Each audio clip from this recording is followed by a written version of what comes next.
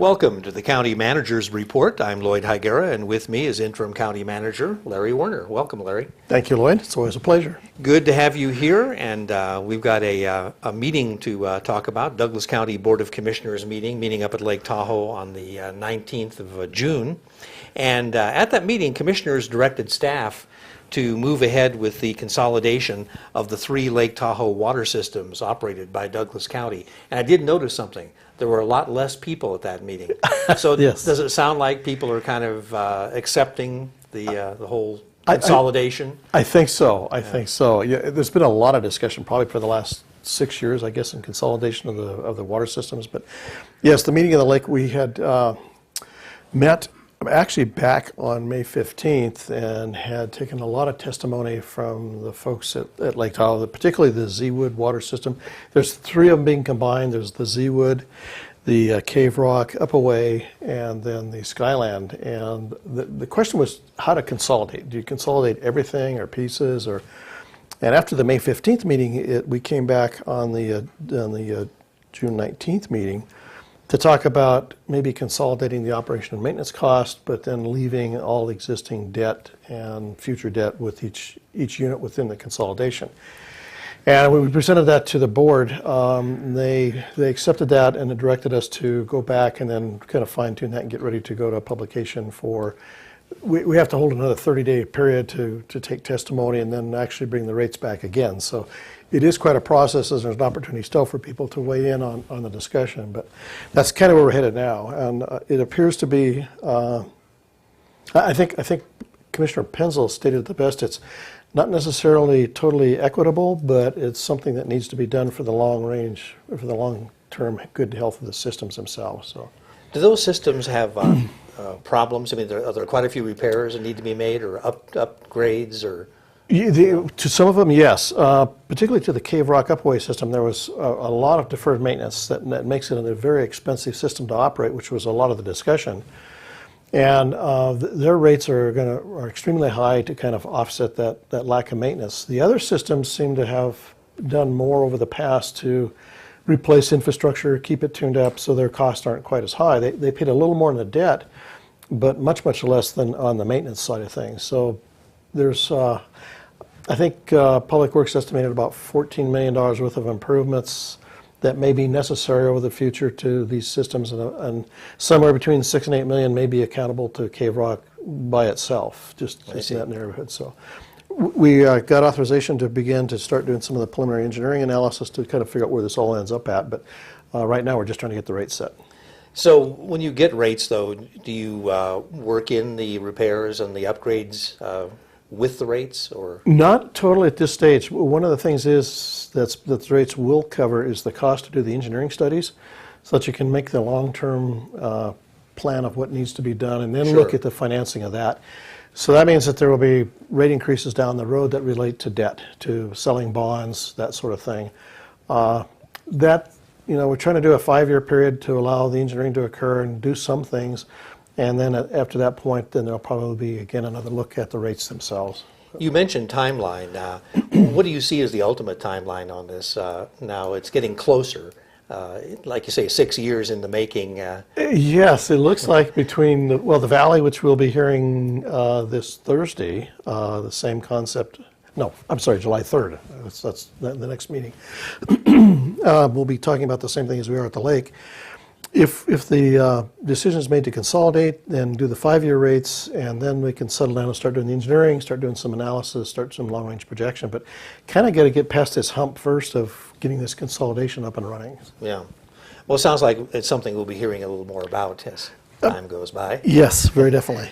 Okay, Technology Services had some requests before commissioners, and the first one was commissioners did give their approval to upgrading the audio-video equipment at the courthouse, at the lake, and also the purchase of a mobile system for meetings in various locations. And it's kind of ironic that while they were giving, Christine was giving the report, we were having audio problems. Yes. And the audio took a little while to get it tweaked back to where it should have been. But yeah, a touch of irony there. Yeah, both the audio systems have been a problem over the years. Yes, and it's it's really time to get it replaced. And they've been accumulating monies in a technology fund to do this, and they've got it together now. And they've kind of it's a technology committee that's kind of working on this program of improving the audio video, and then also ultimately you'll see in a couple other of these items that are to tie in some live streaming for the meetings, and then automate the agenda process, make it a little more workflow. So these three kind of tie together, but the key is having good audio, good video at the meetings where people can begin to actually watch live the meetings that are taking place and that sort of thing. So, and as you say, the audio is really pretty tough. We put on a workshop on June 11th out at the fire station, and the biggest complaint we had was people couldn't hear us. We had no audio equipment, so this will help that. So that's why a portable system is included in that package? Yes, absolutely. So when you're out in remote locations, you can be heard anyway. Yes, yeah. They may not like what they hear, but you will be heard. Exactly. And you alluded to this, but commissioners also approve leasing software from a company called IQM2, and this will allow Douglas County to stream the commission meetings. And as you pointed out, you want to have good video and good audio if you're going to be streaming it over the internet, so that's why the upgrades. But this is kind of historic. I mean, it really brings Douglas County into the 21st century. It does. There's a lot of jurisdictions that are heading this direction that have not got there, have not got as far as Douglas County has. But the agenda process itself is really cumbersome. It takes a lot of staff time. There's a lot of routing. If a department determines it needs to have something in front of the Board of County Commissioners, they prepare an action sheet to bring that item forward. It goes to the district attorney, the finance, the comptroller, myself. It may make 3 or 4 iterations while it gets fine-tuned, and then it ends up in the city manager's office for kind of compiling together, and then it ultimately goes to the recording secretary for preparing the agenda. Well, a lot of times we'll end up with so many versions, you don't know which one is the final version, and there needs just to be a way of really automating this so we can do that, at our desk without having everybody come together and spend a lot of time going through the agenda process itself. So it should be a great benefit to the community.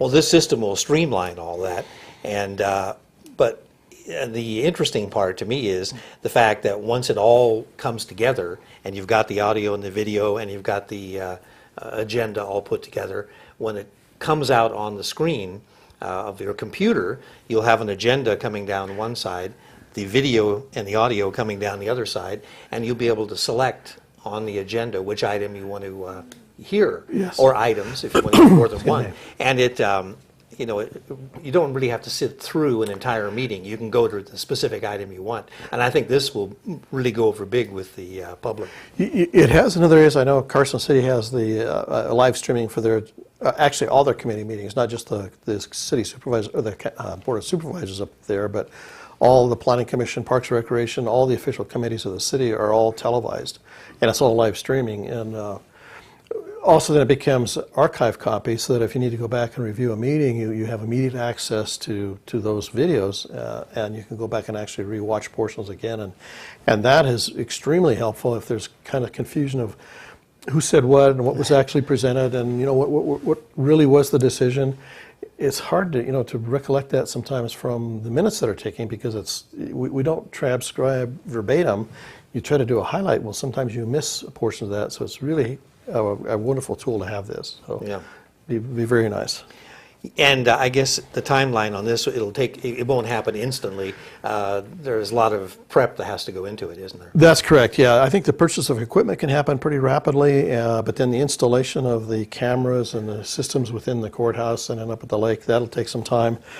And then the building of the automated agenda process, the IQM2, that's going to take some time, because normally what they'll do is they'll map out what your process is and then try to at least recreate what you're trying to do electronically and go through several iterations of that. So that's probably 3-4 months down the road, probably on the good side.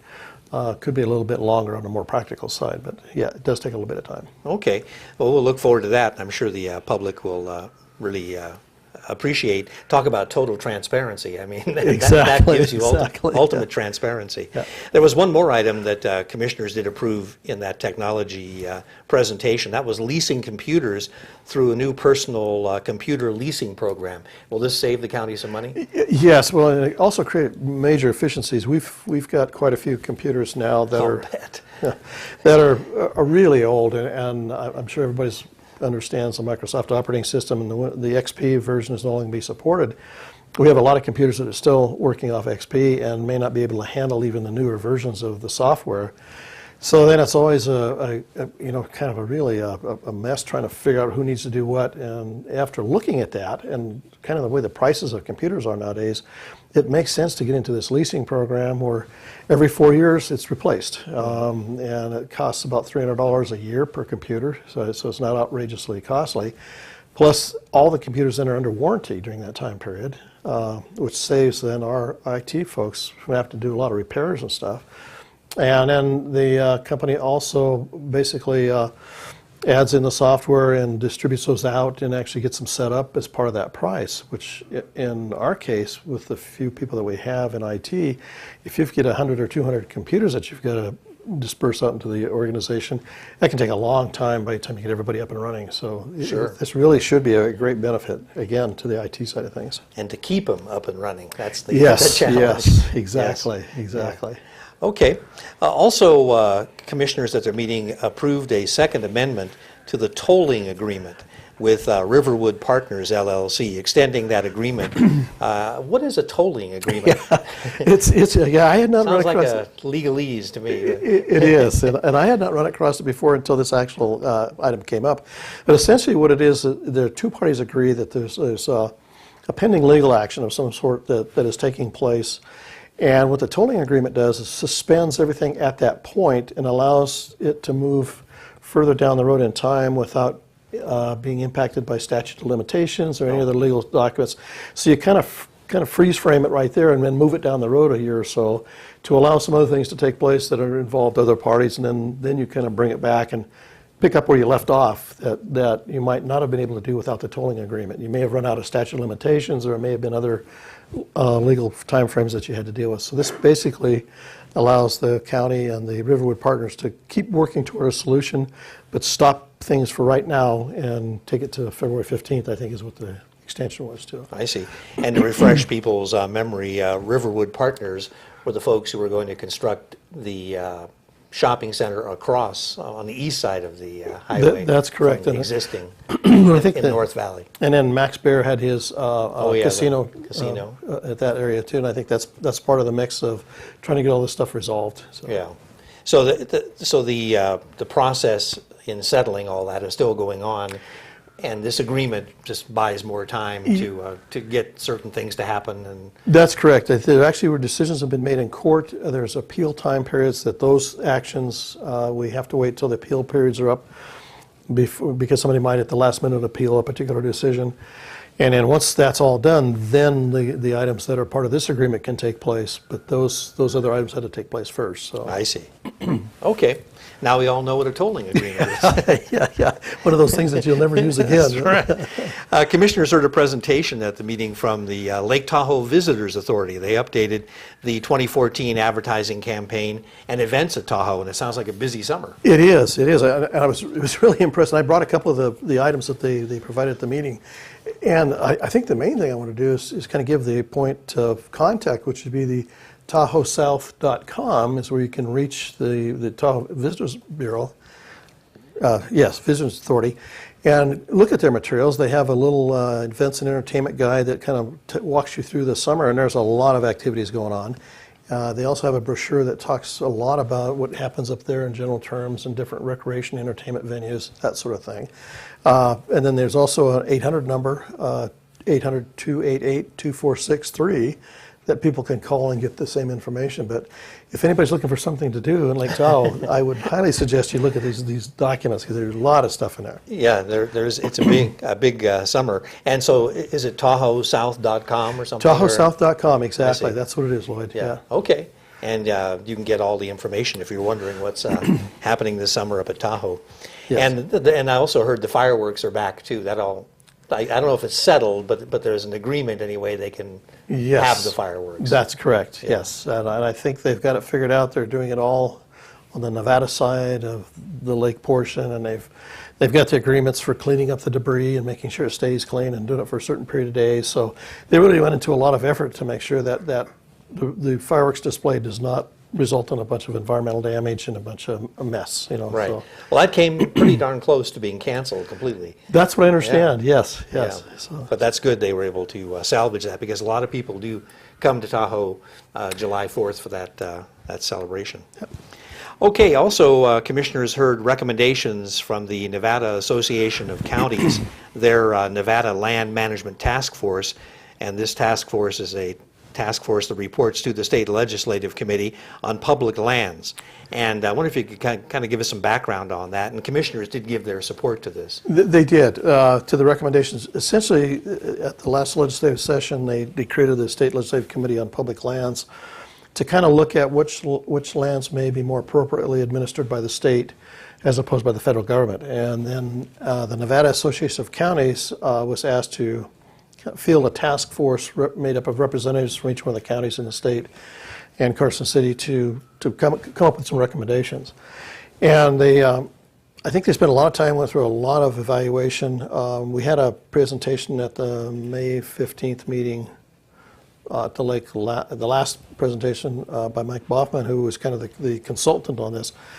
And what they've done is, out of all the options that they had, were a lot of different things, and I'm not even sure I understand all of them, but they narrowed it in on those lands that were provided to the railroads as part of the checkerboard pattern. Back when the federal government was trying to encourage the railroads to cross areas, they gave them sections of land to kind of offset the cost and allow them to develop stuff. So what I understand is the task force was looking for the public's comment on that phase of requesting that before the state legislature to be the recommendation to go on to Congress. So, so we did hear that. There was a little bit of a discussion on it.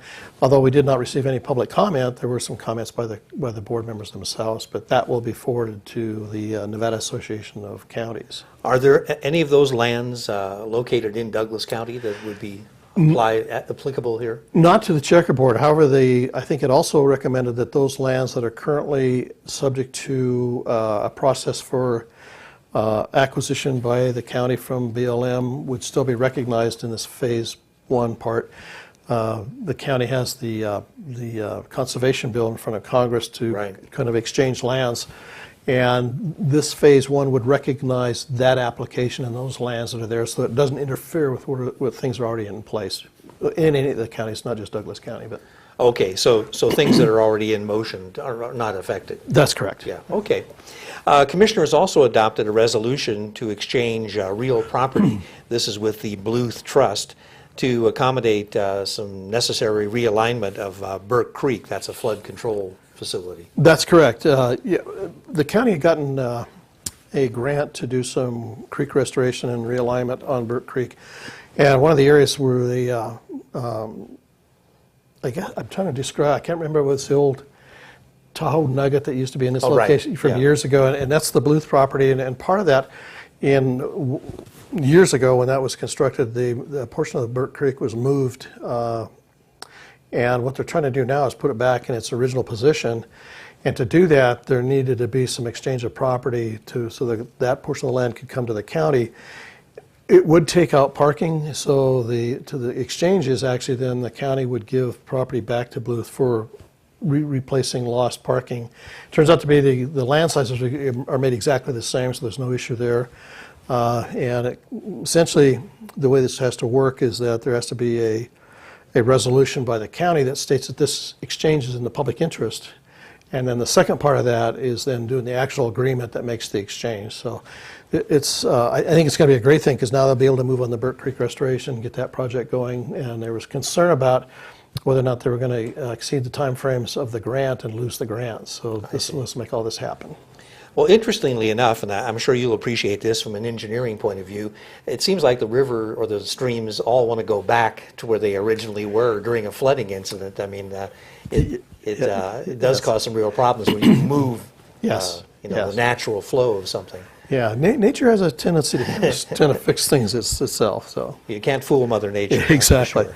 Yeah. Yeah, in regard to this too, this is almost a comment. The commissioners did approve moving ahead with all the documents and everything else that has to be that go with the exchange. I guess it's kind of a complicated process. Right, like I say, the first item was to get the resolution that says this is in the best interest to do it, and then the second item is all the documents and agreements and that stuff that have to be signed and between the two parties, and so we're moving forward on that. So. Okay. Well, that pretty much covers the meeting up at Lake Tahoe. Of course, there is a meeting on July 3rd, as you mentioned. And do you have a preview of any of the items coming up? Well, we can do even better. We've got 3 meetings coming up. Oh, okay. Well, then we have take June 25th, which is tomorrow, and that's going to be a very short meeting to approve the tax rate for the county. And then there's another special meeting on June 30th that starts at 1 o'clock, which is the strategic planning session, where the board will sit down and look at its strategic goals and objectives, and if we need to modify or tweak on what the plans going forward, they'll have an opportunity to do that. And then we do get to the July 3rd meeting, and it's going to be an interesting meeting. There are a lot of significant items on that. I shouldn't say a lot. There are 2 really significant items that will probably generate the most public interest. One of them is dealing with medical marijuana. The Community Development Department is bringing forward a board action to ask the board to provide staff with direction to either opt out of the medical marijuana process or to pursue having medical marijuana establishments. So somewhere along the line in there, we need a decision to kind of move forward. So that one could generate some interest. The other one is the setting the final I guess the criteria for the valley rates. We had that workshop on June 11th. We took in a lot of testimony. There was a plan that was offered by the residents out there that we've responded to. Part of the problem is that the plan we're trying to do is what's necessary to make the system sustainable. So if we don't do that plan, then we're not carrying forward the system's sustainability that we should be, and things can begin to deteriorate, problems can begin to happen. So we're not really supportive of modifying the recommendation because we think that we're kind of on the the bottom edge of what we should be doing for those systems anyway, as far as financing and infrastructure replacement and system reinvestment kinds of things. So we're not in a position to recommend we do anything that would make that worse. So that may be inconsistent with what the folks would like to see out there, but I think they were talking about like 1.5% rate increase as opposed to 3.25% rate increase. Well, it's different, but it's, when we're talking about real dollars, we're talking like 90 cents versus $1.80. Yeah. So in the scheme of things, it would get us to where we need to be with the system, but again, we just don't feel it's good for the system to recommend anything different. So that'll be on the 3rd, and that'll be a big one. Yeah, and you had that meeting in Johnson Lane to kind of explain things to people, but it didn't go too well because it was hard for people to hear what was happening. Are you going to do another meeting, you think, or you're moving ahead with this, so it's kind of hard to... We're going to move ahead. We talked about it, and we thought, if I don't think we were going to change anybody's opinion of what they thought anyway, and unfortunately, to try to conduct it again, we're just not sure we're going to gain any ground. So we tried to explain more. What that purpose was is try to explain how we do rates, and I think we got that across, although there's still some confusion out there. A lot of it has to do with some people see Minden on their mailing address, right, and assume they're in the town of Minden. And we have a hard time explaining to folks that no, those are 2 separate political bodies, totally different, not connected in any way. So that was a big issue we had to deal with. And then some of it's just a basic understanding of how we do things. So anyway, we elected not to go with another public workshop unless the board wants us to. Of course, people will have an opportunity to ask questions and clarify things at that meeting. Absolutely. That was the other thought we had. We thought, the folks are going to be there to support their proposal regardless of what we do, so we might as well just bring it in front of the board and have them give an opportunity to explain their position. So. Okay. And back to the medical marijuana for a quick moment. There is a moratorium right now, and I guess is this part of that moratorium process? The commissioners are studying all the various options? Yes. Moratorium, I believe, if I'm correct in this, I think moratoriums can only last 6 months and you have to revisit it. And I think that's up June, or here very soon. I think it's coming up. Seems like they established the moratorium about 3 months ago, so I think Oh, maybe maybe we got about 3 months left. Oh, okay, okay. I guess then the idea is just to keep, instead of having the moratorium and not knowing which way to go, is to try Just to opt get, out. just to try to figure out which way to go. Yeah, you know. or opt out or say, okay, Yes, exactly, give right. us your applications. Right, right, Yeah. so. Yeah, very interesting. Yeah, that'll be an interesting meeting for sure. That's, Also, how is the search for a new county manager going? I think it's going well. We have received, I believe it's 71 candidates and from the initial go-around, there had been represented from about 15 different states, and I think there's at least that many, if not more, states now being represented with applicants coming in from it. So you didn't do, quote, a nationwide search, but once you get on the internet, Right. it's nationwide, it's national, international. Worldwide. Worldwide, exactly. So what will happen is the consultant and the HR department will be going through those 71 applicants and try to narrow it down to probably between 8 and 10, somewhere in that neighborhood, to present to the county commissioners on the meeting on July 16th. So Wow, it's coming right up. Yeah. Is it July 17th? Whatever, the meeting is Well, at the lake. the second meeting. Second meeting, yeah. And they're not asking for any decision at that point, but just to either confirm that, yes, let's go forward with these candidates, and then at that point, then the public process will start. They'll start developing citizens committees and different stakeholder groups to kind of vet out then the final list of candidates, and then get all that information to the board ultimately, hopefully in the end of August, to make a decision on who their next county manager will be. So Wow, that really has been a speedy process. it has at this been. point. It has been. Yeah. I think it's been very well handled, though. It's just, and I think the timing of doing these things has been pretty well thought out by Phil McKinney and Norma from our HR department to kind of make this all happen in a progressive manner. So. Yeah. Okay. We have time for one more. Any updates on the community center?